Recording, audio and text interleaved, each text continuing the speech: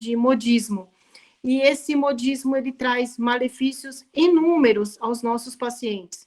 E, infelizmente, os colegas médicos veterinários hoje têm uma proposta de e-book, de cursos para tutores, né? Formulando alimentação aí de manutenção, e até os tutores utilizam isso como parâmetro para paciente com patologias e comorbidades associadas. Então, eu fiz parte desse trajeto aí, dessa história, desde o início. Aí, na sequência, a gente teve a revolução do alimento industrializado seco, que era a ração, que realmente foi uma revolução, foi algo extremamente extraordinário, que usamos como parâmetros durante anos, né? Anos. E agora, basicamente, há uns 4 anos que a gente vem lidando com alimentação natural novamente, de uma forma exagerada, sendo ela prudente e imprudente, infelizmente. E a gente tem esse padrão até mesmo direcionados pelos colegas médicos veterinários, que não têm estrutura nenhuma de fazer esse tipo de cardápio e até mesmo colocar como disponibilidade, vendendo esse tipo de conduta a médicos veterinários, a clientes, tutores finais, e isso acaba trazendo malefícios, né? E esses malefícios eu vou falar um pouquinho mais lá na frente, para a gente ter noção do que realmente acontece. Então, por que eu aderi à alimentação natural? Porque eu tinha na minha rotina os pacientes com patologias associadas e comorbidades, ou seja, um paciente renal e oncológico. Eu não conseguia lidar com as duas coisas ao mesmo tempo, com o alimento industrializado. E isso dificultava a minha conduta e o meu paciente não tinha uma forma assertiva de tratamento, o que não resultava num bom protocolo e numa boa terapêutica aí para eu conseguir direcionar um tratamento ideal para esse paciente. Então, sempre ficava pendente um paciente obeso e um paciente renal. Olha só, são duas situações extremas. Então, a gente tem que conseguir diminuir a lipemia para conseguir com que esse paciente tenha uma perda de peso significativa, né, e lidar com a doença renal. Um paciente oncológico e renal, muito difícil, porque a gente tem que ter uma distribuição calórica adequada.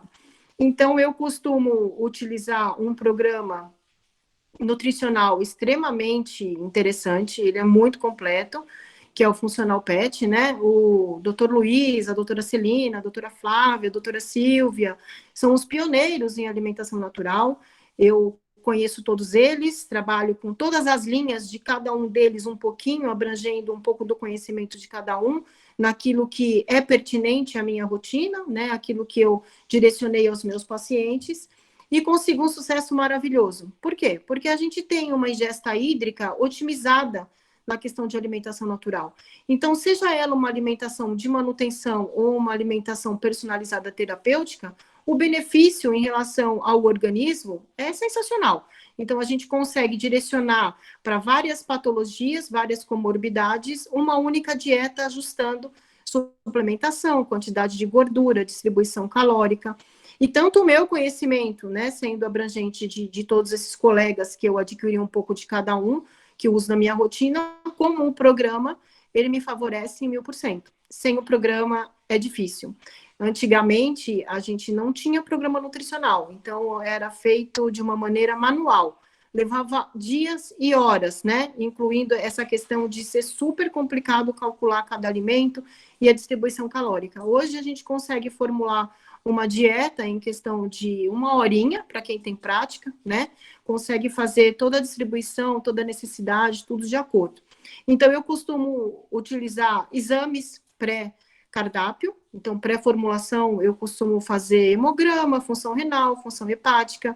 Quando eu conto com a presença do tutor, fica mais fácil, né? A gente tem as medidas desse paciente para direcionar, como cintura, quadril, a parte das axilas, para a gente direcionar o que realmente seria dentro de um score corporal desejado, o que a gente precisa, né, em relação até mesmo à conduta aí de anamnese, exame físico, e também as questões de exames, porque os exames direcionam muitas vezes alterações renais, alterações urinárias, hiperlipidemia, alterações oncológicas, um paciente que já vem encaminhado do colega oncologista para lidar com essa questão de associação de alimentação, porque, sendo bem básico, né, nós somos exatamente aquilo que comemos. Então, os cães e os gatinhos, eles funcionam da mesma forma. Eu não sou adepta até o momento em alimentação natural crua. acredito que seja uma resistência, talvez, da minha parte, né, e até mesmo a questão de direcionamento, de que hoje os nossos pets, eles são totalmente domesticados. É claro que alguns hábitos de ancestrais, eles levam a vida inteira, mas como a gente tem como fundamento a questão de domesticação de uma maneira prioritária, né, hoje os pets, eles dormem na cama, têm um contato íntimo, então acaba ficando um pouco complicado no meu raciocínio a alimentação crua. Tá? Não quero dizer que não é que eu não seja adepta. Eu não sou adepta na minha prescrição, né? Não julgo os colegas que fazem. Também não julgo o uso de ração. Muitas vezes a gente tem um perfil de tutores que são impossibilitados de utilizar alimentação natural, por conta até mesmo de dificuldade de manipular esse alimento. Tem algumas localizações, como São Paulo, que nós temos inúmeras cozinhas pets, então eu faço a formulação. Essa formulação é feita através da personalização de todos os exames e de todo o histórico do paciente, né? Então eu vou julgar o que realmente é necessário para eu utilizar de alimentos e suplementos, porque infelizmente não tem como lidar sem suplementação, sem distribuição calórica. Alimentação de caninos em distribuição calórica, geralmente para manutenção, a gente utiliza a distribuição de 33, 33, 33, ou seja, 33 de carboidrato, 33 de proteína e 33 de gordura. Então, isso é uma distribuição que a gente tem como acesso ao programa nutricional, tá? Então, é fácil fazer. Hoje a gente tem esse programa que ele é extremamente atualizado, então a gente coloca como meta aquilo que a gente quer, e tem um botão que se chama Easy, que a gente já consegue abordar toda a questão do direcionamento nutricional, né, com a escolha dos nossos alimentos, é claro, isso é extremamente importante. Então, um paciente diabético, um paciente renal, um paciente que apresente alguma alteração hepática, como o shunt portosistêmico, que é comum a gente lidar com essa questão sem procedimento cirúrgico e até mesmo com conduta conservativa. O tratamento conservativo dá super certo, se o desvio não for realmente tão importante, né? A gente tem, inclusive, eu tenho um grupo de mentoria, onde esse grupo de mentoria, vários colegas utilizam a formulação natural terapêutica para tratamento de shunt portosistêmico. Então, é bem interessante, a gente tem, assim, um benefício maravilhoso com esse tipo de tratamento, tá? Então, tudo que a gente pensar em alimento natural sempre é benéfico. Se o tutor não tem realmente condição de utilizar a alimentação natural, por essa impossibilidade ou de estar manipulando, ou até mesmo de estar com acesso a uma cozinha pet, aí a gente pensa numa outra saída que, infelizmente, né, mas felizmente nós temos, que seria uma ração ou de linha terapêutica, ou até mesmo uma ração direcionada que seja um pouco mais natural. Nós temos várias linhas hoje em dia no mercado, como o ND, Biofresh, a Fórmula Natural, Guabi, várias linhas que são extremamente interessantes, né, para esse uso, porém, a dificuldade maior é otimizar essa questão hídrica e até mesmo a questão de patologias associadas e comorbidades. Quando você tem a presença de um paciente renal e oncológico, você tem que fazer uma opção, ou você vai fazer um direcionamento para alimentação para paciente oncológico, ou você vai fazer um direcionamento para paciente renal. E já com a alimentação natural, eu consigo ajustar isso, várias patologias. Inclusive, o programa foi atualizado recentemente e a gente consegue ali associar as patologias. Então, ele já tem um esquema onde a gente pode utilizar nutracêuticos, que é extremamente importante utilizar nutracêuticos e otimizar exatamente a necessidade do paciente, porque o programa também, o software, já mostra isso para a gente. Então, eu consigo fazer algo 100% preciso, né, e 100% proveitoso para o meu paciente, o que faz toda a diferença. Isso realmente é algo que nós temos como parâmetro prioritário, tá? Em relação à formulação, eu costumo utilizar um e-book. Eu criei um e-book para o meu paciente e direcionar o tutor com a explicação do que realmente é necessário, toda a introdução, quando você vai iniciar a introdução de troca de alimento seco, de ração, para as questões de alimento úmido, né, alimento caseiro, como esse tutor vai realmente poder processar tudo isso, como que a gente vai fazer a transição alimentar, isso é extremamente importante. Então, geralmente, em último caso, paciente hospitalizado, tá? Que a gente tira a ração e coloca alimento natural, aí sim. Inclusive, paciente hospitalizado, eu recebi um convite da MedVep, que é o congresso que nós vamos ter agora em outubro, em relação à nutrição enteral, então eu vou fazer a palestra de nutrição enteral, e também nós temos um projeto aí para paciente hospitalizado, e nós temos um projeto de cozinha com essa questão de alimento enteral para utilizar via sonda, via tubo, em questões aí de UTI e hospitalização. É o que faz toda a diferença, né, para a gente poder alimentar nosso paciente, porque a alimentação é a base da vida, e a gente consegue corrigir tudo que seja necessário dessa forma, é um parâmetro prioritário.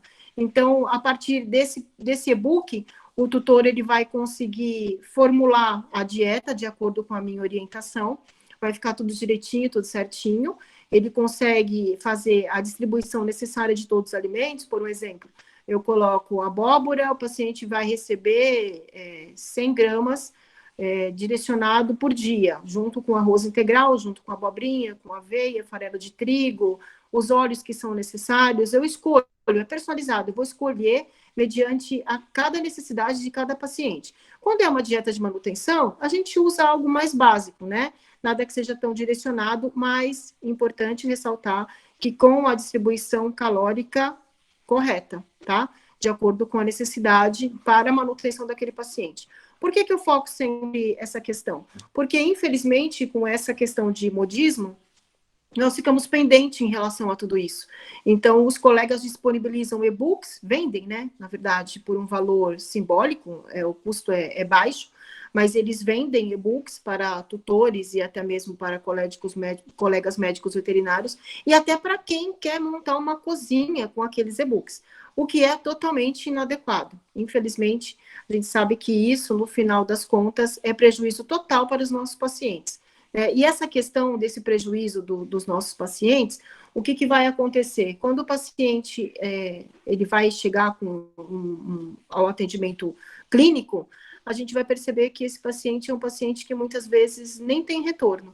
Por quê? Nós temos a questão do hiperparatireoidismo secundário nutricional.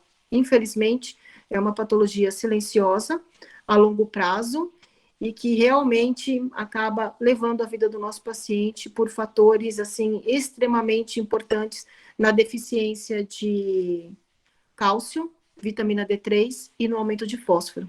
Então, isso é um propósito, assim, absurdo, principalmente para aquele paciente que é um doente renal, que já tem a possibilidade de apresentar esse tipo de manifestação, né, o hiperparatiroidismo primário, por conta da doença renal. O que é comum, infelizmente, nós temos várias predisposições raciais aí, que já tem esse foco de questão de hiperlipidemia, doença renal, doença urinária, e até mesmo os felinos. Os felinos, eles têm um direcionamento totalmente diferente em questão de distribuição calórica. Às vezes a gente usa a média de 5% de carboidrato, 60%, 70% de proteína, né? E até mesmo o restante de gordura. Então, para a gente conseguir fazer com que um felino se alimente com AN, já é um parâmetro difícil, porque os felinos, eles são extremamente seletivos, né? Eu, por exemplo, eu tenho 3 felinos, só uma delas aceita alimentação natural. Ela curte muito, inclusive ela pede diariamente. Então, a alimentação dela é focada, é direcionada, ela também se alimenta de ração, então dá para a gente mesclar também essa questão de associar a ração à questão do alimento natural, quando o tutor sugere que seja dessa forma, né, por falta de condição e até mesmo disponibilidade. Então, às vezes, a disponibilidade é mais noturna, então ele oferece ração durante o dia e à noite a gente faz o complemento com alimentação natural, e a gente consegue muita coisa interessante a nível de patologia nos nossos pacientes. E o benefício dessa situação toda é que a gente não vai ter esse paciente praticamente em consultório com nenhum tipo de patologia, nenhum tipo de queixa, nenhum tipo de relato. A vida deles acaba sendo prolongada. A gente tem uma questão aí de direcionamento nutricional extremamente importante pela qualidade de vida. Sem contar a questão de otimização aí hídrica. 70% de ingesta hídrica para os pacientes que se alimentam com alimentação natural, cozida, tá? Então, a gente sabe que isso faz toda a diferença no nosso organismo, e essa diferença não é só a nível orgânico geral, e sim a nível de questão renal e até mesmo urinária. O que a gente pode ter como certeza que para os felinos é sensacional. Os felinos não foram feitos, né, como a gente diz, não foram feitos para questões de ração seca, para questão de alimento industrializado. O felino, a gente volta lá na natureza, né? Porque eles são também domesticados, mas de uma forma um pouco diferente dos caninos. Eles têm essa questão de sistema renal e urinário que favorece as alterações, tanto é que até mesmo por estresse a gente tem fatores que agregam aí nessa situação. Então, os felinos, quando eles caçavam, eles acabavam fazendo a ingestão de carne, né? São estritamente carnívoros, e essa carne fresca, continha uma quantidade enorme de água. Por isso que os felinos na natureza, a questão patológica para eles é inexistente, totalmente diferente dos nossos felinos na atualidade. Os nossos felinos, eles foram fabricados hoje para se alimentar de alimento seco, o que não favorece. Quando a gente usa alimento seco para eles, o ideal é molhar, utilizar patê associado como complemento, né? E até mesmo a ração molhada uma vez ao dia, ou até 2 vezes ao dia, se o felino aceitar, quando o felino não aceita a alimentação natural, porque é muito difícil eles aceitarem, tá? E a gente tem que ter uma distribuição calórica extremamente focada e direcionada, porque é totalmente diferente dos caninos. E até mesmo na doença renal, a gente tem que tentar restringir a proteína, mas minimizar o carboidrato. Então, se a gente não tem programa nutricional, manualmente não consegue fazer essa questão de direcionamento. Acaba sendo muito difícil para a gente conseguir focar em tudo isso, né? E o que acontece com a dieta desbalanceada? A dieta desbalanceada, ela só vai trazer malefícios. Às vezes o tutor, ou até mesmo o colega médico veterinário que não tem o conhecimento, ele fala, não, vou prescrever um pouquinho de arroz, um pouquinho de carne, uns legumes, e no final dá certo. Não, não dá certo.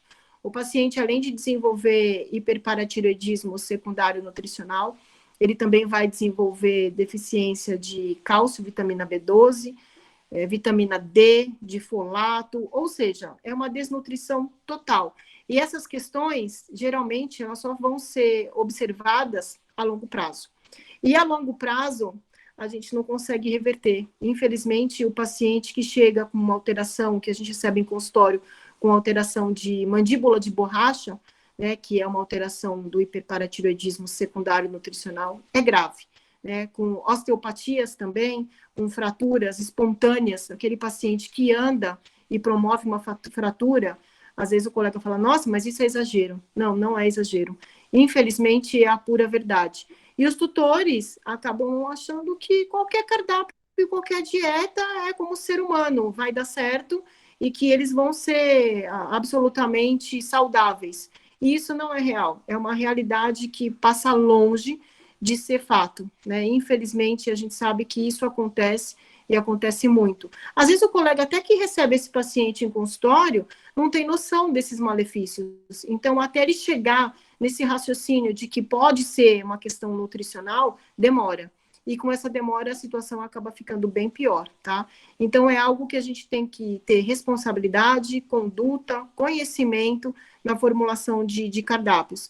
Por exemplo, eu vou mencionar para vocês o que a gente teria de direcionamento em um cão com cirrose hepática.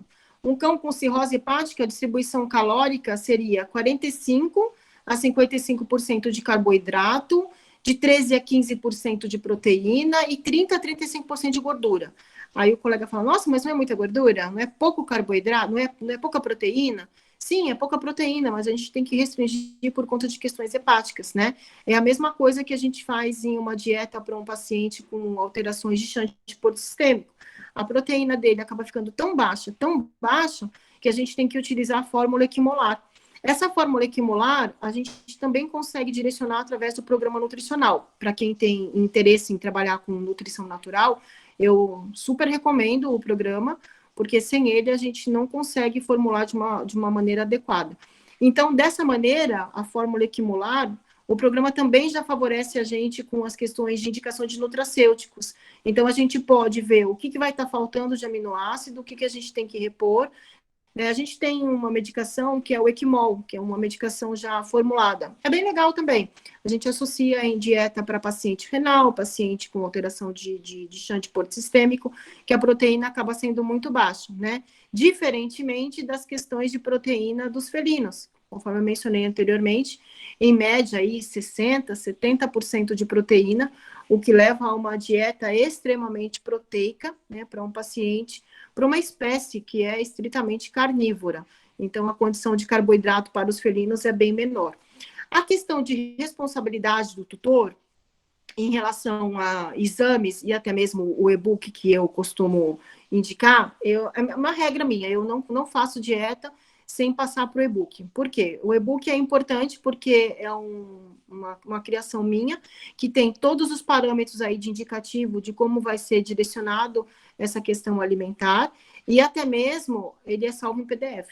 Então, o PDF não dá para mudar. O tutor já tem como direção que aquele PDF é o que realmente precisa. Porque tem muito tutor que fala assim, o meu cãozinho não gosta do suplemento, ele não aceita o suplemento. Então, eu vou fazer a dieta que a doutora prescreveu, arroz, a carninha, a cenoura, e tá tudo bem. Não tá tudo bem, tá tudo péssimo.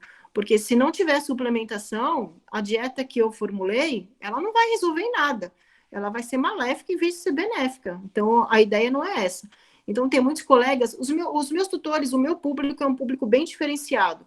Então, eu não tenho o risco desse tipo de acometimento, mas tem alguns colegas que, por segurança, eles já fazem a questão de assinar um termo de responsabilidade que o tutor aderiu à alimentação natural, e que essa alimentação natural tem que ser suplementada, e que é de responsabilidade do tutor a suplementação, para não ter risco de depois ter um prejuízo aí até mesmo de um processo. Porque hoje em dia, infelizmente, tudo acaba sendo processo. Então, a gente tem que se resguardar, né? Tem que ter essa noção de que realmente é importante o tutor confirmar de que ele está ciente de que o animal precisa daquela suplementação. A gente tem vários suplementos direcionados, como Food Dog baixo fósforo para paciente renal, Food Dog manutenção, Food Dog crescimento. Quando a gente tem um direcionamento de dieta pediátrica, é sensacional. Geralmente, eu mantenho os meus pacientes até mais ou menos 4 meses e meio, que é a época onde a gente termina o esquema de vacinação, e nessa sequência já vem o primeiro check-up. Com esse primeiro check-up, a gente já consegue formular a alimentação natural de uma maneira conclusiva, de uma maneira assertiva, para não ter risco. Essa alimentação vai ser uma alimentação direcionada a um paciente em crescimento, o que realmente tem que ter muito cuidado, tá? E muita dedicação do tutor e comprometimento também, porque é uma dieta que vai ter que ser ajustada constantemente, porque esses pacientes miniaturas, eles ganham peso semanal, de 100 a 200 gramas por semana. Os de raça de porte médio e grande, eles ganham mais peso ainda. Ou seja, esse cardápio, ele vai ser formulado de acordo com a distribuição calórica para um X de peso, né, com um peso estimado. Então, o paciente que está em crescimento, vamos supor, esse paciente hoje ele tem 1,2 kg.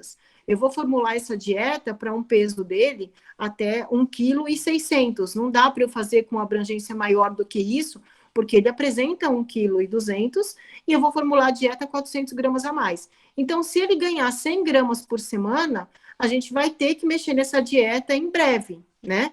Para a gente conseguir ajustar a necessidade dele nutricional diária, quilocaloria dia. Não adianta eu manter uma dieta restritiva para um paciente em crescimento. E nessa condição, eu vou utilizar o suplemento indicado, que é o suplemento para crescimento.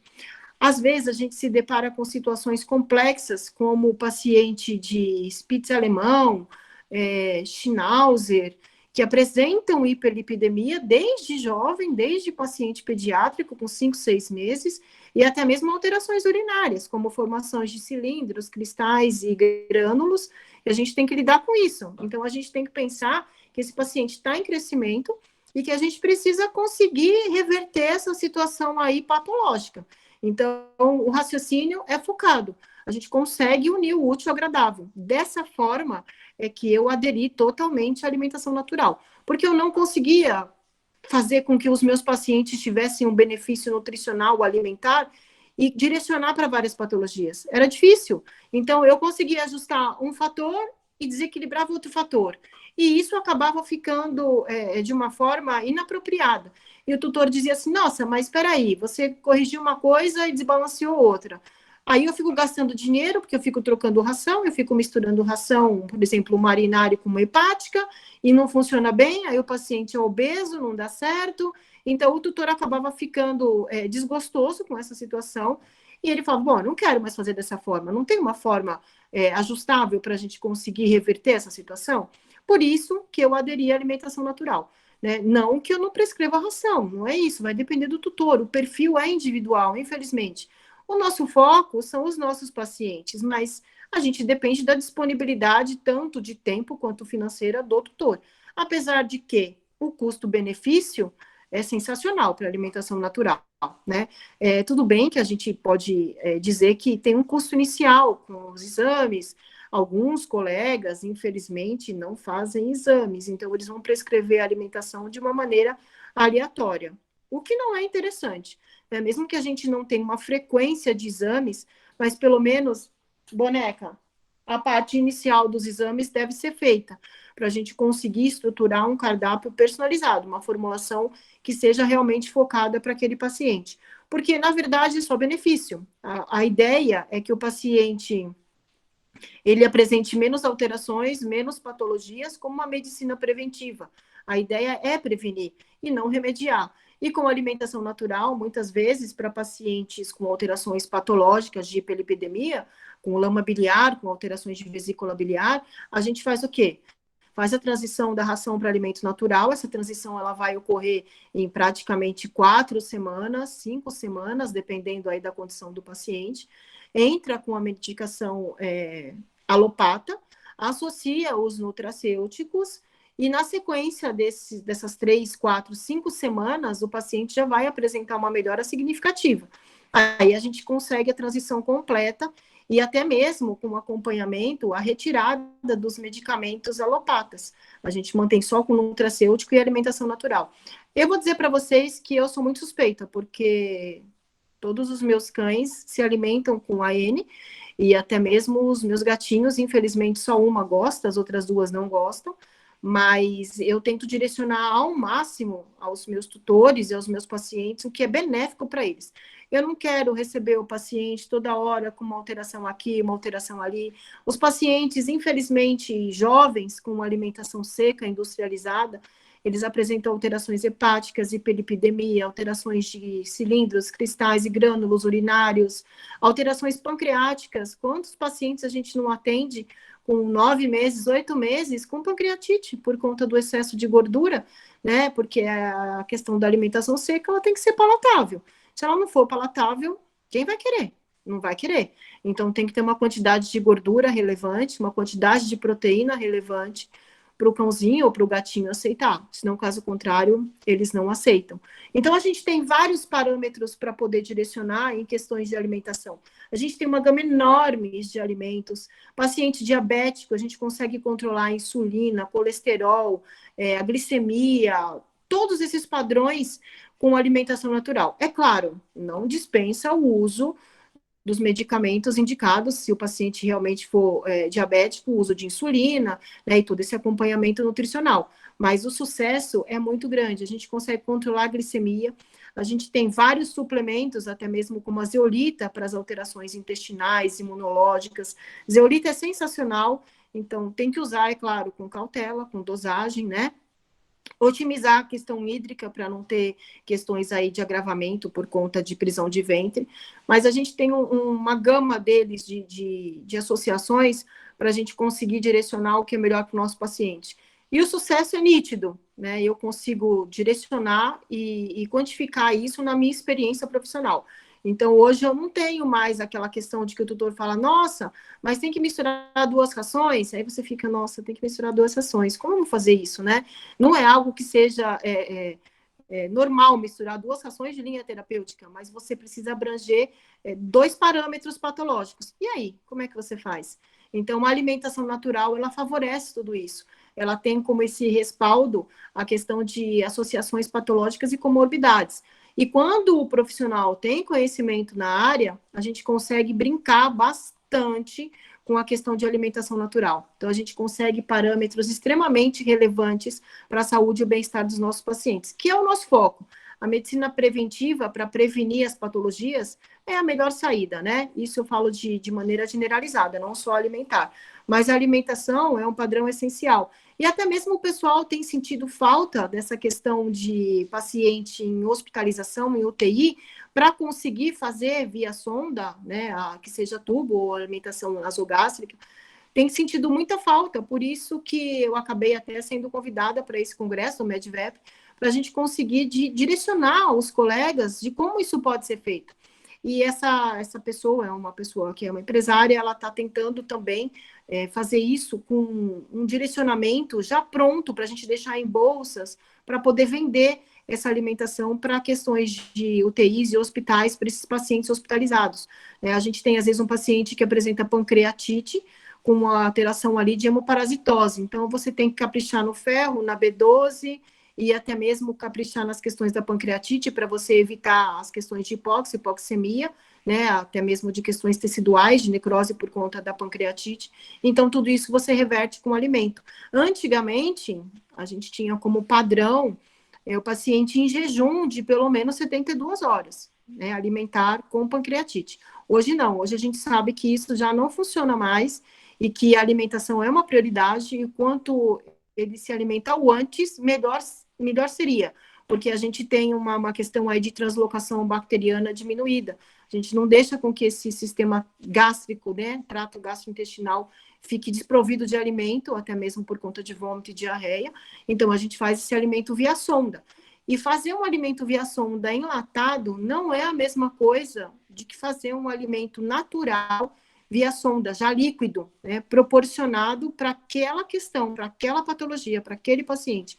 Então, isso tudo faz muita diferença no prognóstico do paciente. E, infelizmente, hoje, é uma questão de que nós não temos ninguém que faça esse tipo de manipulação, né? A ideia é uma ideia super inovadora, tomara que dê certo, né?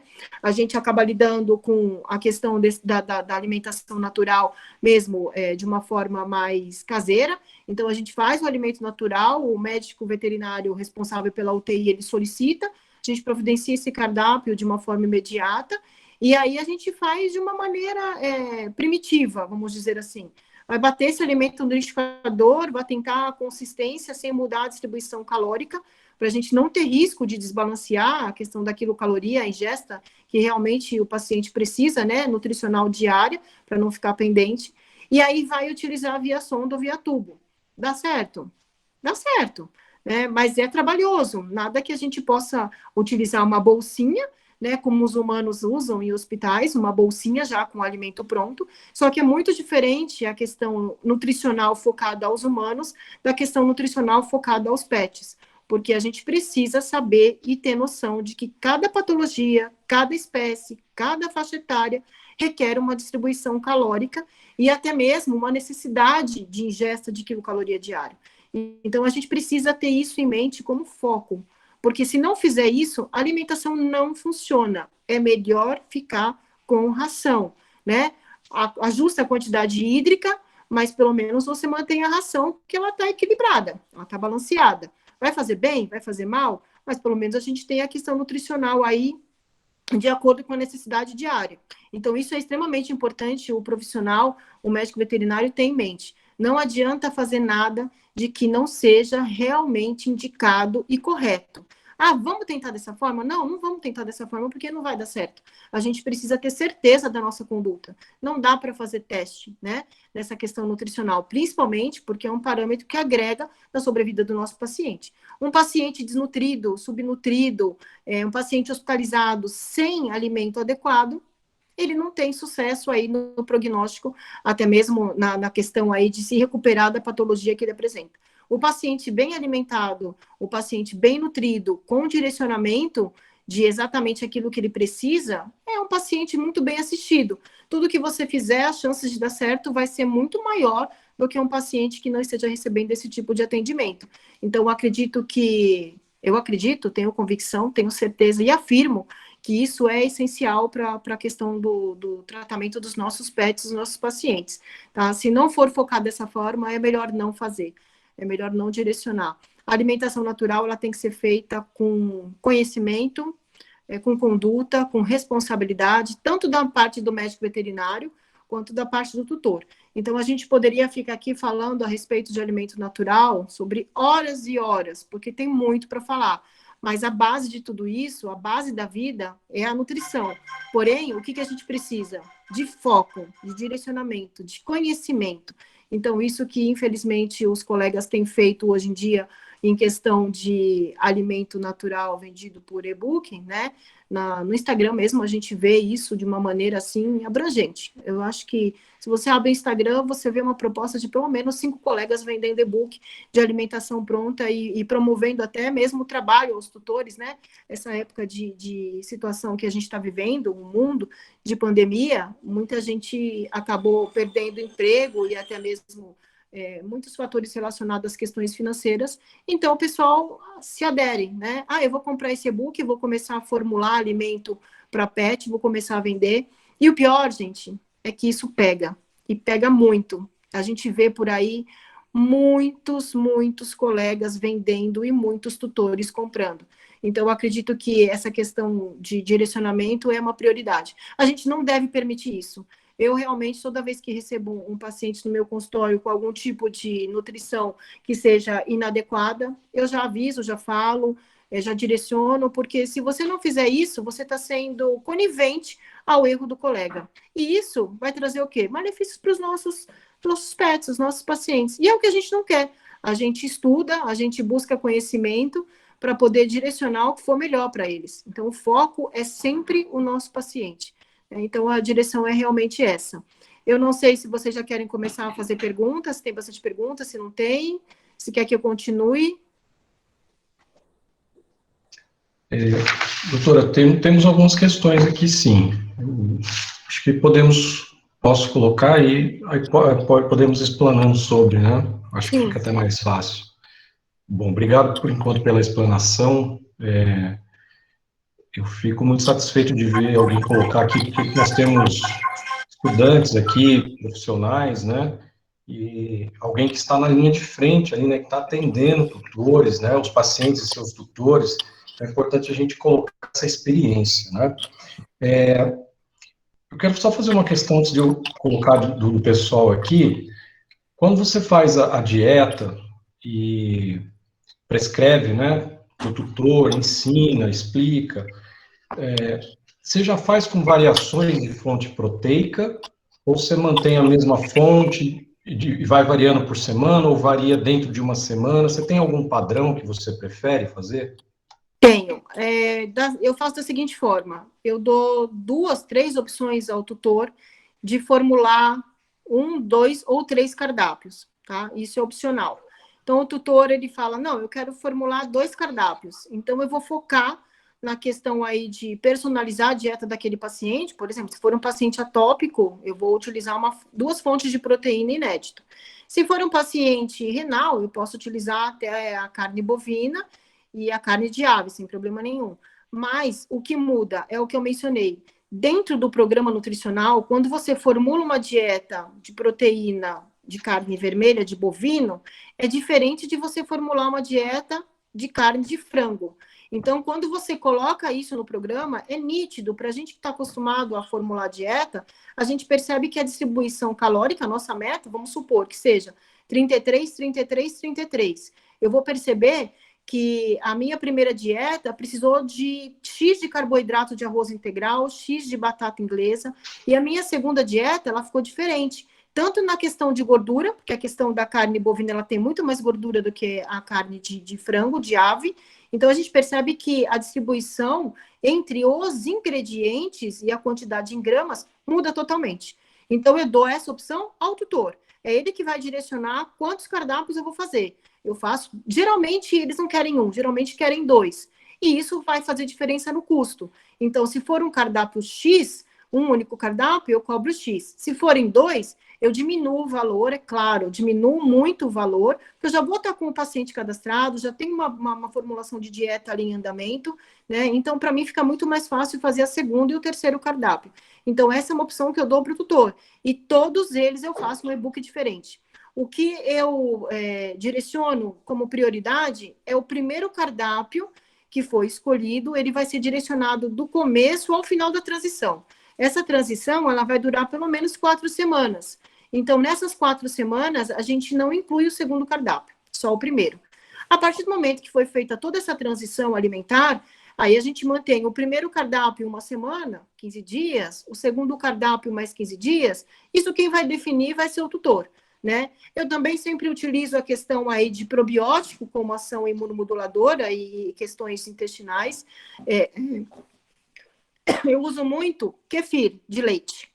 Kefir de leite, eles amam, tanto os felinos quanto os caninos. É muito importante para os felinos nas questões renais. A gente tem uma renoproteção com o kefir de leite. É claro, a gente vai tirar o soro, porque o soro é o whey protein, é a proteína pura. E o felino não pode, um felino renal não tem como fazer uso dessa questão da proteína pura, que seria o soro do kefir. Então, a gente utiliza só a parte branca, a parte que é líquida, que é amarelinha, a gente drena e até coloca frutas, eles adoram, fica como se fosse um iogurte, e utiliza isso uma vez por dia. Você poupa o custo em relação ao probiótico, né? Tem uma alimentação aí diferenciada, que eles curtem, que é legal como complemento, e tem uma questão de renoproteção, uma ação imunomoduladora, uma ação de probiótico maravilhosa. É tudo de bom. Perfeito. Vou até emendar uma pergunta aqui da Daniela. Ela perguntou assim, doutora, é possível realizar uma dieta natural em animais com dermatite atópica em relação às proteínas? E como? A gente tem um sucesso muito grande. Até mesmo os tutores que não querem, que não podem financeiramente utilizar, né, o uso de Cytopoint, o uso de medicação como imunoterapia, os testes que são promovidos, a gente tem vários testes hoje que são sensacionais para a questão de diferencial em relação às questões de hipersensibilidade alimentar, né, nutricional, e até mesmo nas questões ambientais. Nós temos vários parâmetros relacionados a isso, mas nem sempre, são caros, nem sempre o tutor tem condição financeira. Aí o que a gente usa? Dieta de exclusão. Foi o que eu mencionei na sua pergunta inicial, né? Que foi a primeira questão, que a não ser dieta de paciente atópico, que a gente inicia com um cardápio e mantém esse cardápio 3 meses com uma proteína inédita. Eu procuro utilizar algo bem mais básico inicialmente, do que fazer um diferencial logo de imediato e perder essa chance no futuro.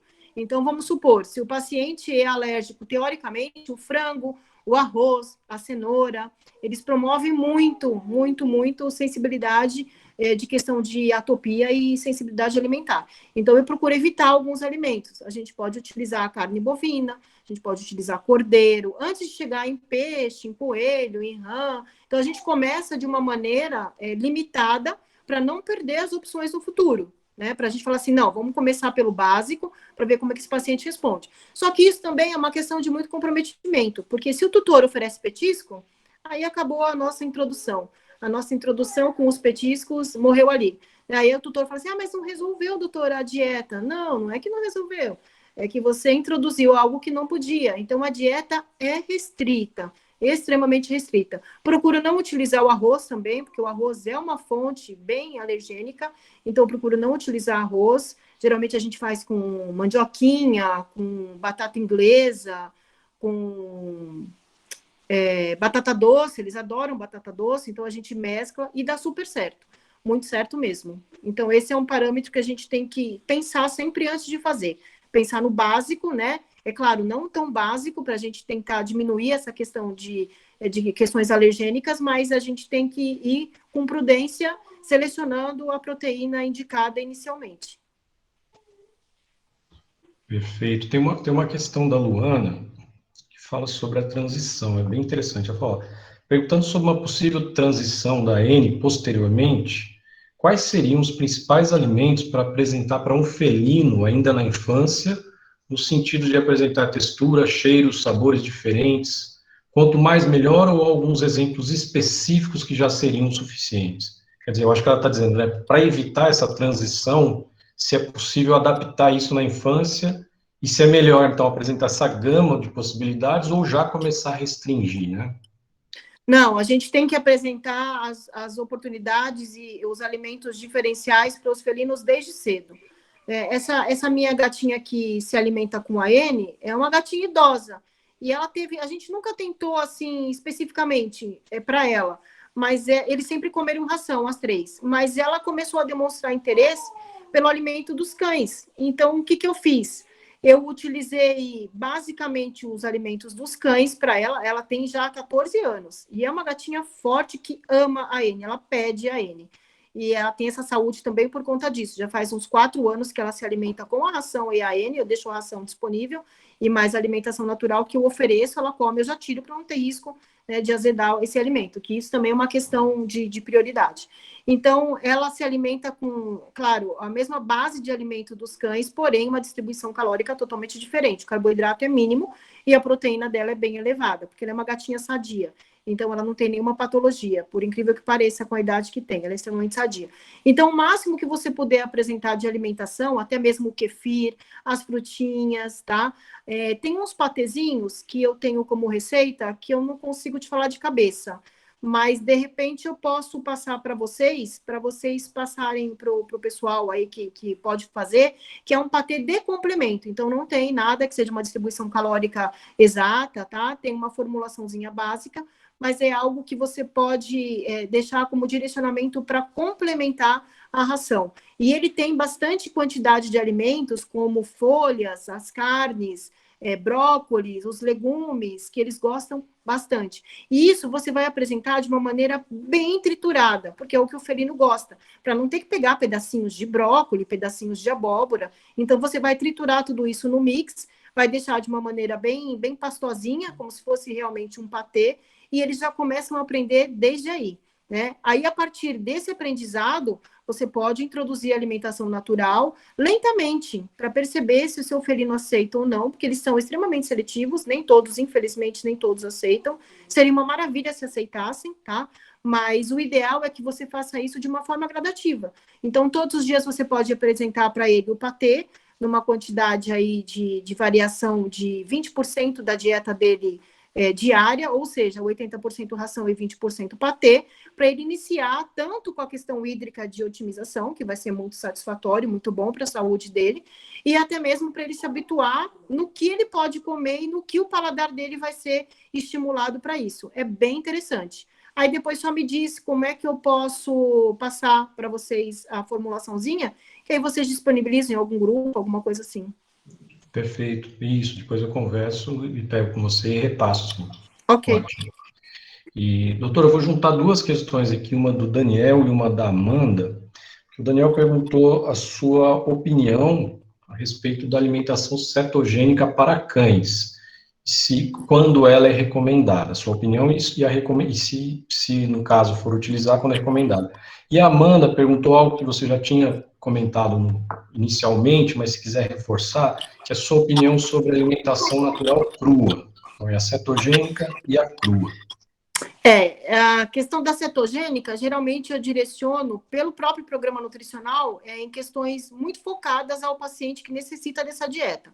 Ou seja, um paciente diabético, muitas vezes um paciente com alterações neurológicas, como uma das minhas áreas de atuação é neurologia, a gente tem um sucesso também bem interessante, até mesmo no tratamento de pacientes com alterações aí de epilepsia, com alimentação natural. É muito interessante, a gente tem uma distribuição calórica bem específica e até mesmo alguns nutracêuticos e alguns suplementos para poder direcionar esse paciente. Então, a dieta cetogênica seria mesmo mais focada aos pacientes com necessidades extremas, né? Paciente diabético, até a gente conseguir reverter o quadro, estabilizar esse paciente e manter o paciente numa dieta que realmente seja focada, direcionada a cada momento. Tá? A gente utiliza, sim, principalmente para paciente hospitalizado, né? É o que eu mencionei anteriormente. Daquela forma um pouco bagunçada de bater alimento, de triturar alimento, de coar alimento para fazer via sonda, infelizmente, no momento dessa forma, mas a gente vai tentar reverter isso, quem sabe vai ser uma ação aí revolucionária. Eu acredito que vá,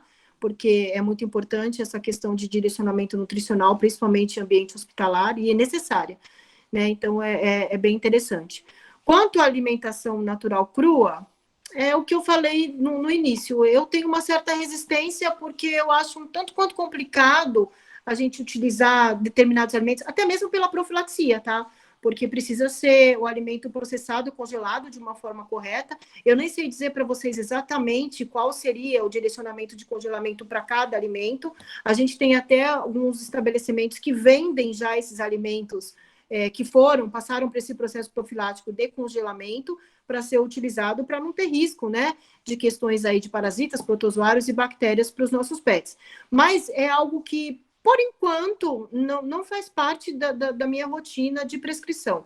Realmente, eu acho até interessante ver eles mordendo um pezinho de frango, um pescocinho, alguma coisa assim, mas tem que ter muita consciência, muita questão de disponibilidade, até mesmo de entendimento do tutor, porque às vezes o tutor acha que, como ele pode dar o pescoço, o pezinho cru, ele também pode dar cozido, e cozido muda tudo. O osso é outro parâmetro, é um osso que lasca, né? Então é diferente do alimento cru.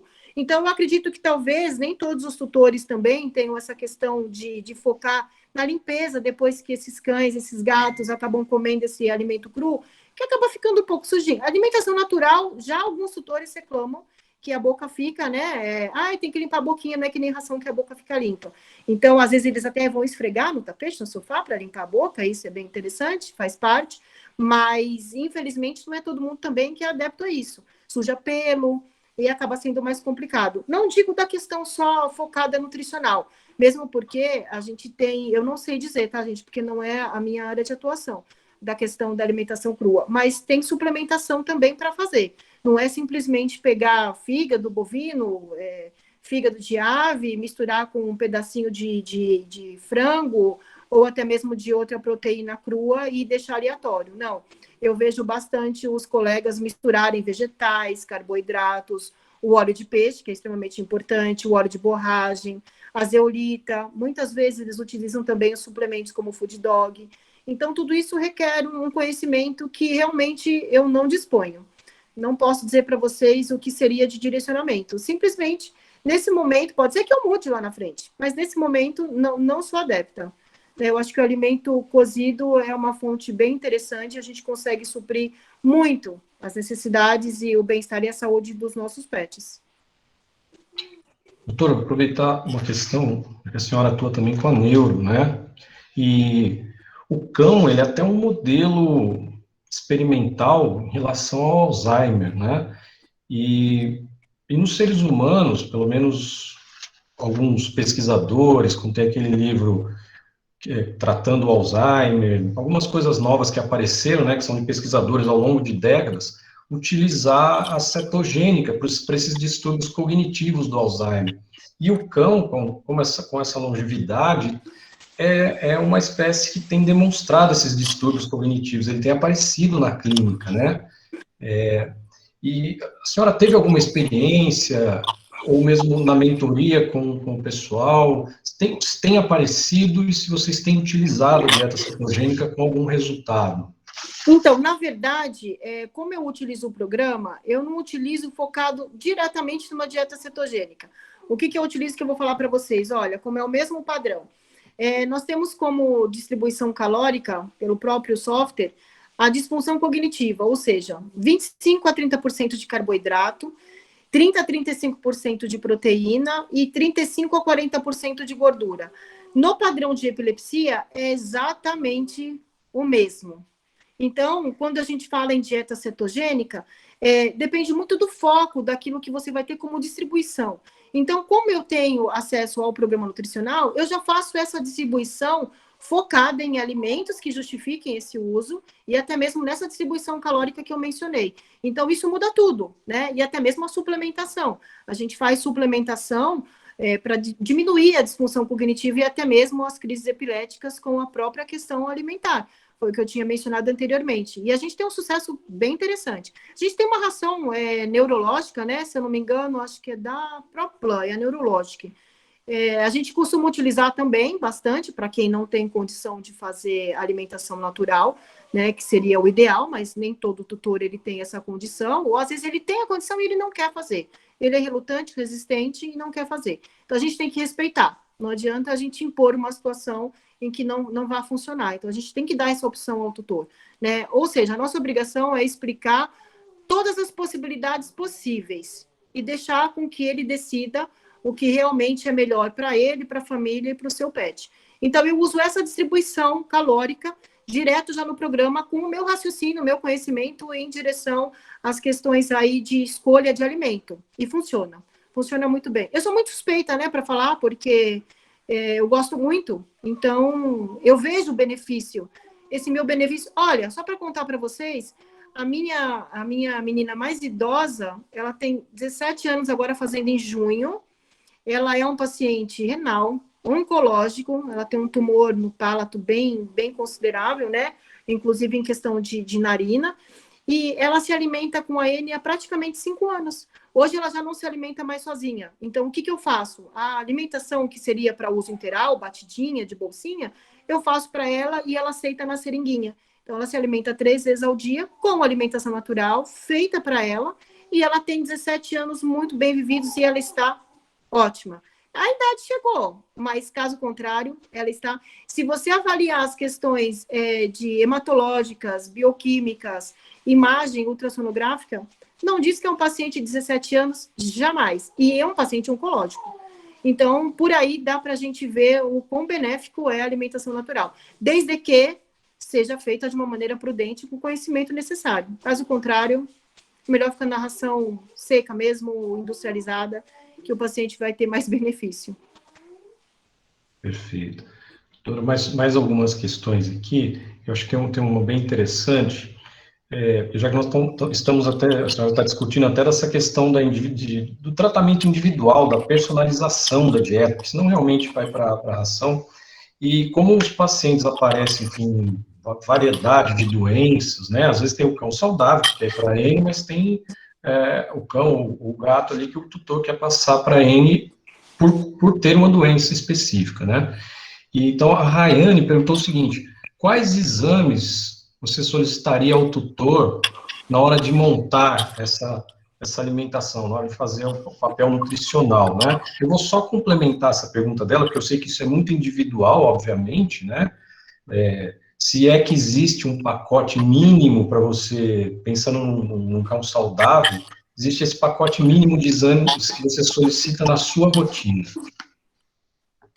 Na verdade, foi o que eu mencionei também dos pacientes pediátricos, que conforme a gente realiza um primeiro check-up para poder fazer o procedimento cirúrgico de castração, né, tanto nos machos quanto nas fêmeas, eu realmente só realizo esse procedimento com todos os exames pré-operatórios.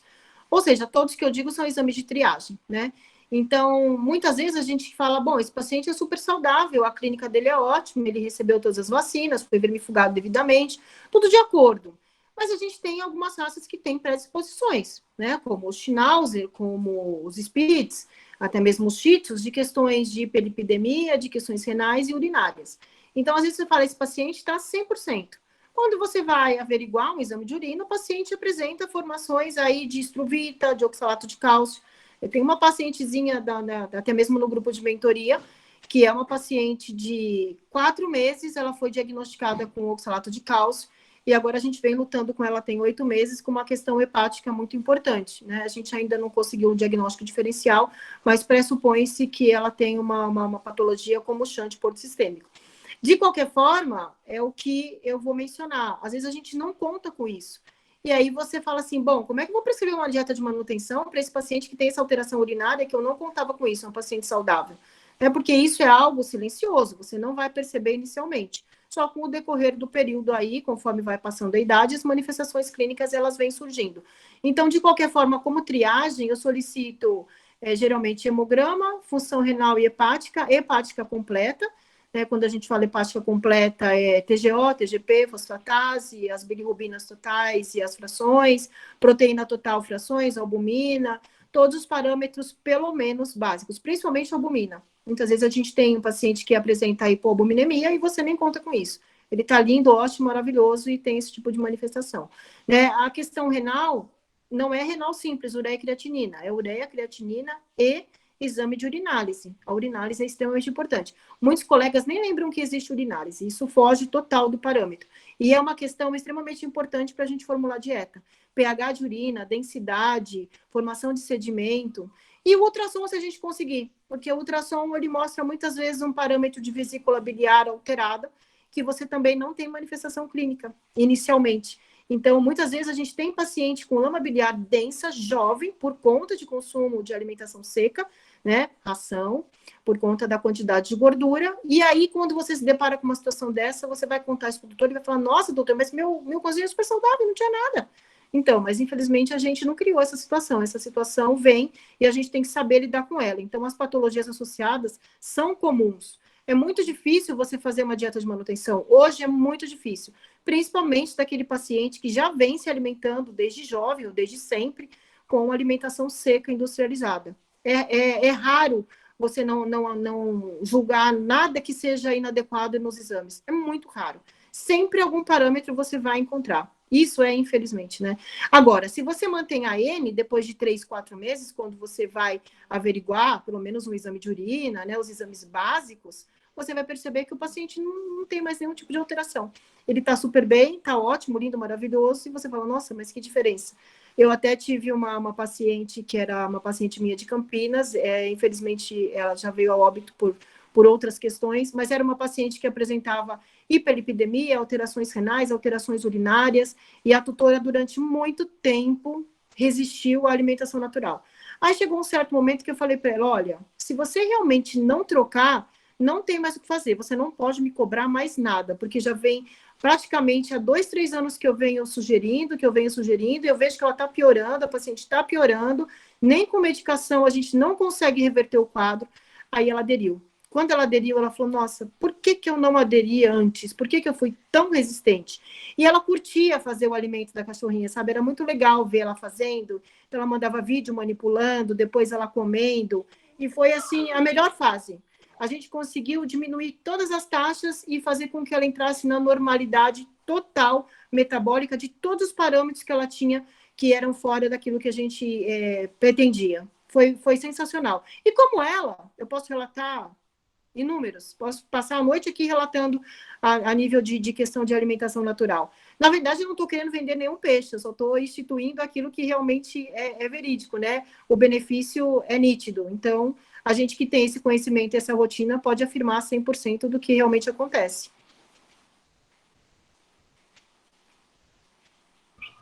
Perfeito. Doutora, tem uma questão, estamos terminando aqui para não tomar muito seu tempo também, mas tem uma interessante aqui que é em relação a custo. A senhora já até falou alguma coisa sobre, mas se estiver trabalhando com um cão de grande porte, que é uma pergunta da Yasmin, ela é viável, a alimentação natural para cães de grande porte, devido à quantidade, preço, etc., que é realmente uma questão que os tutores, talvez, né, tenham em relação ao preço de ração e o quanto você vai investir em cão de grande porte. Queria ouvir da senhora sobre isso. Na verdade, eu tenho vários cães de grande porte que fazem consumo de alimentação natural, né? Golden, Labrador, cães com 30, 37, um pouquinho mais, e geralmente a gente tem sim uma quantidade de alimento bem grande diária, ou seja, às vezes 1,2 kg, às vezes 1,5 kg de alimento dia, mas se você for contar com o custo-benefício a longo prazo, tanto a nível de saúde quanto a nível financeiro, de você comprar uma boa ração, eu digo uma boa ração, né, que seja uma ND, uma alimentação um pouco mais saudável, um saco de 15 quilos, ele tem um valor bem alto, né, na faixa de 200, 300 reais. Se você for pensar, então, numa Maxi da Royal, aquelas linhas que tem a Mini, Med e Max, ela custa realmente uma fortuna. Se você for pensar numa ração terapêutica, então, a nível de consumo, é inviável, não dá nem para fazer. Então, o custo-benefício da alimentação natural, ele é bem interessante. É bem compatível, não chega nada que você possa dizer assim, nossa, vai ficar muito mais caro do que uma ração. Não, sem contar que o seu paciente, o seu cão, ele vai ter uma saúde que você vai minimizar custo com exames, com a visita ao médico veterinário, você vai minimizar isso em praticamente 80%, né? Então, é claro, precisa ir ao médico veterinário, fazer as consultas periódicas, avaliar se a dieta está ok também, se está tudo certinho, se não precisa mudar nada, né? A nível de peso também, esse ganho de peso tem que ser levado em consideração, porque a gente faz uma margem na distribuição ali, de acordo com o peso atual, o peso estimado, principalmente para paciente pediátrico. Então, tudo isso tem que levar em consideração. O valor do cardápio e até mesmo de exame, independente de PMG, dá na mesma, né? A formulação é a mesma coisa. A única questão que difere aí é na quantidade de alimento que vai mudar. Mas mesmo assim, o custo-benefício não chega nem aos pés de uma boa ração, né? Tá certo que a gente usa alimentos super qualificados, é como se fosse fazer uma alimentação humana. Então, são todos alimentos de primeira linha de qualidade. não é nada daquilo que a gente usava anteriormente, lá atrás, há 25 anos atrás, né? Que era comprado em lojas de agropecuária, aquele arroz que vinha todo quebradinho, o pacotinho de bofe, né? Que vinha congelado, o pezinho do frango e o pescoço, nada que seja parecido com isso. Mas a nível de custo, é muito, muito, muito, muito interessante. Não tem nem o que pensar duas vezes. É muito bom. Pois é, não, concordo, e eu peguei também, eu fiz a universidade nos anos 90, eu até sempre comento com o pessoal do grupo, e distúrbios de crescimento, osteomalácia, que a senhora comentou no começo, então isso era muito comum, né? Então, tem que entender que a alimentação natural, ela é uma individualização, ou você faz adequadamente, ou você vai prejudicar. Então, é isso que já foi batido bastante, né? Que nós temos que entender. E eu vou até emendar com uma última questão aqui. Carlos perguntou o seguinte: doutor, existe um cardápio que pode ser usado para cães de um canil, por exemplo? Existe um cardápio que pode ser feito para sanar as necessidades de forma geral para todos esses animais? Cai de novo na individualidade, né? Então, na verdade, o que acontece? Eu atendo vários canis, né? Bom, eu atendo vários canis. E o que a gente vê são cães com perfis, performance diferente. Então, a gente tem algumas faixas aí. O que acontece? A gente tem cães de manutenção, que não estão em reprodução, cães de reprodução, que são ativos, né? Os padreadores, que são mais ativos ainda, as gestantes, que também têm um diferencial, e os pacientes pediátricos no desmame, que já vão direcionar aí, às vezes, até mesmo a alimentação natural. Seria muito interessante se a gente conseguisse abranger de uma forma generalizada, mas um único cardápio realmente é inviável. Um único cardápio, porque a gente tem várias performances, como eu mencionei. Então, como é que você vai juntar tudo isso de uma maneira de manutenção? Né? Pensando em algo de manutenção. Então, acredito que fique bem difícil. A gente poderia até, de repente, fazer algo que fosse mais generalizado, mas focando na distribuição calórica de cada paciente. Ou seja, o que eu digo que seja mais generalizado seria escolhas de alimentos. Né? Então, para as 4 faixas etárias aí, a gente vai escolher o mesmo alimento, mas a gente vai distribuir de forma diferente. Então, na hora de você fazer o cozimento de cada um desses ingredientes, aí vai ter um tanto de gramas diferente de cada paciente, para atingir a distribuição calórica. É claro, a gente tem que ter também um parâmetro, pensando, por exemplo, são animais de 7 a 10 quilos. Então, a gente vai abranger mediante a isso, porque também tem suplementação, quantidade de gordura, então isso tudo é muito importante, né? Agora, concluindo aquilo que você falou das patologias, antigamente a gente ainda tinha a vantagem de utilizar o pescoço e o pé no cozimento. Então, ele dissolvia ali e ele já era utilizado como fonte de cálcio, vitamina. Então, aquilo ainda colaborava. Hoje em dia, a gente não tem esse padrão. Os tutores não fazem isso quando fazem da maneira errada.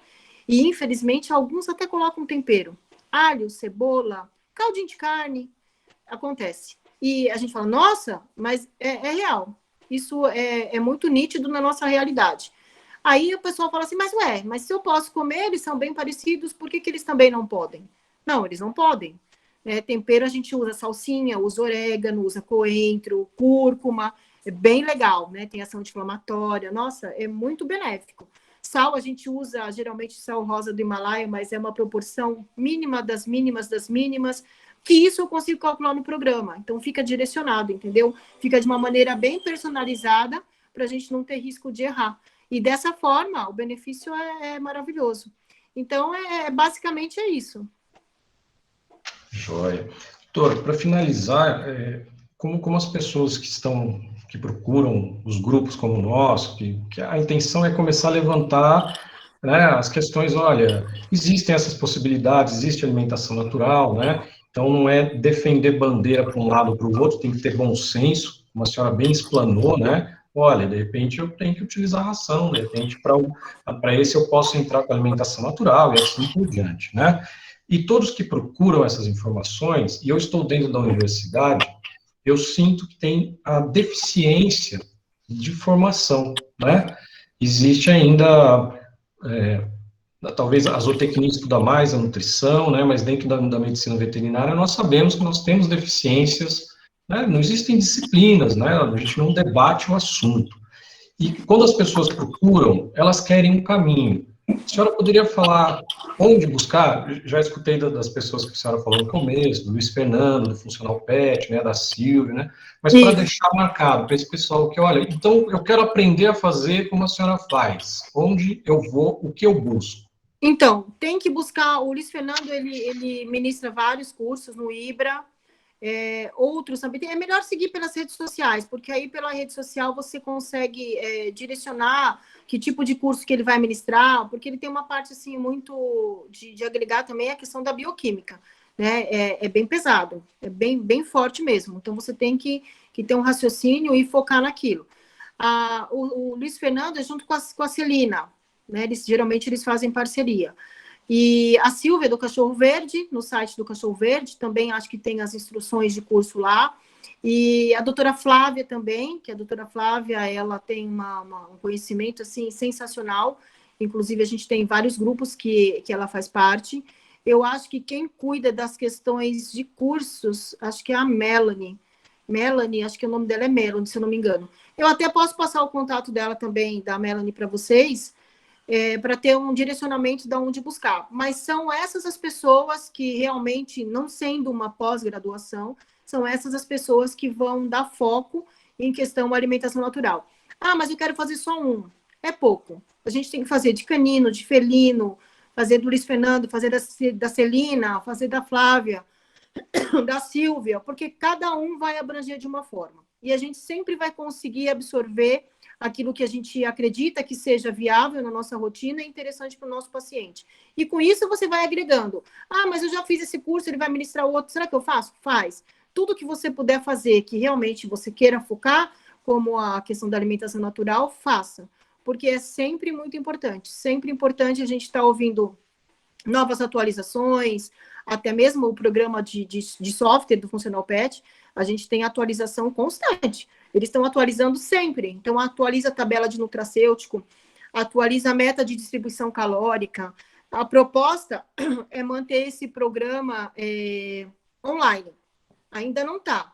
Eles estão propondo desde o ano passado que seja feita essa questão online, mas por enquanto não está. Dificulta um pouco, porque a gente tem que usar notebook, então tem que ter acesso ao software, mas nada que não seja possível. É totalmente possível, a partir do momento que você usa o programa, você já tem uma facilidade. A gente tem um respaldo muito importante da Marta. A Marta é um ser assim que ela dá sempre luz, ela direciona, ela faz parte da questão do Funcional Pet, então para atualizar ela ajuda, nas questões de dúvidas ela ajuda, então é bem interessante. A gente paga mensalmente, tem que pagar mensalmente, né, para poder ter uso e acesso ao programa, mas é extremamente válido. Nossos cardápios, nossas formulações, todas ficam salvas ali, geralmente a gente costuma fazer backup disso que é para não perder, ela também orienta, então a Marta consegue direcionar tudo aquilo que a gente realmente precisa.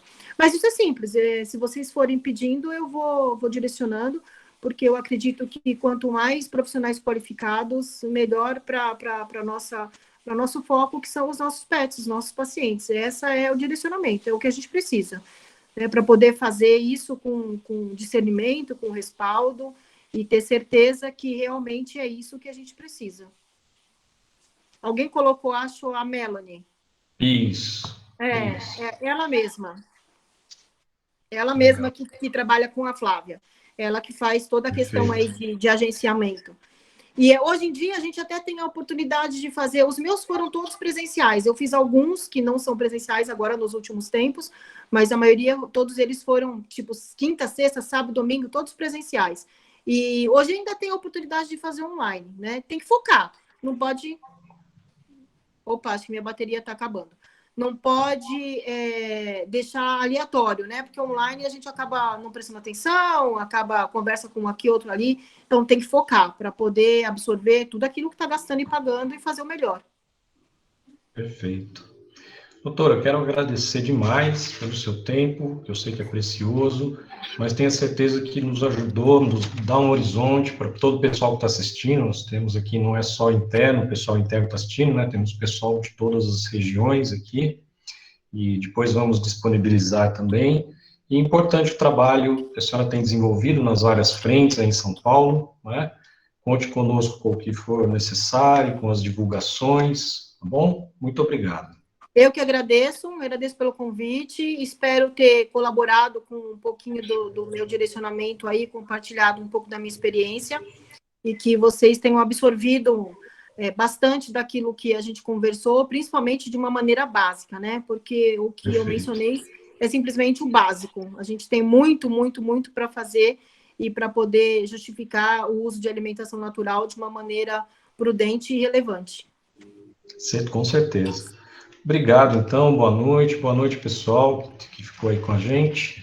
E mais para frente teremos outras palestras, estamos trazendo pessoas que estão atuando, né? E esse é nosso intuito, é mostrar os caminhos, né, para o pessoal se encontrar aí com essa atividade.